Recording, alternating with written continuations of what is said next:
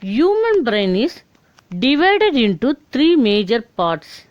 Human brain is divided into three major parts, namely forebrain or cerebrum, forebrain or cerebrum, midbrain or cerebellum, midbrain or cerebellum, hindbrain or medulla oblongata, hindbrain or medulla oblongata.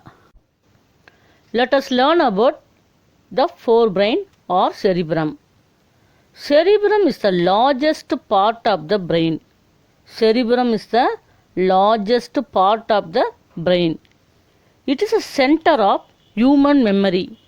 It is the center of human memory. It is responsible for intelligence, imagination, and reasoning. It is responsible for intelligence, imagination, and reasoning.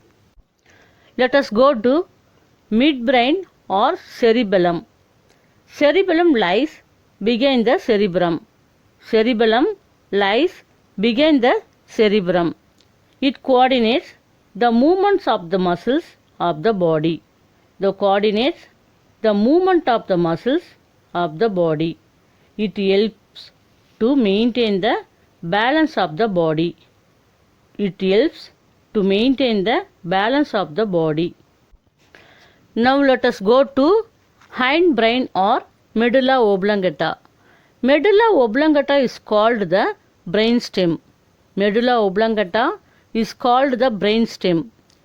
It controls breathing, heartbeat, and other involuntary muscles, so it is called vital knot.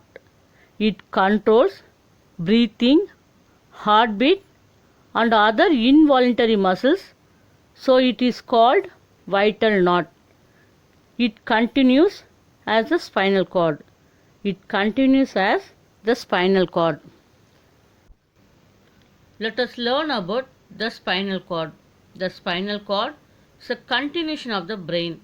It is well protected by our backbone. The spinal cord is a continuation of the brain. It is well protected by our backbone.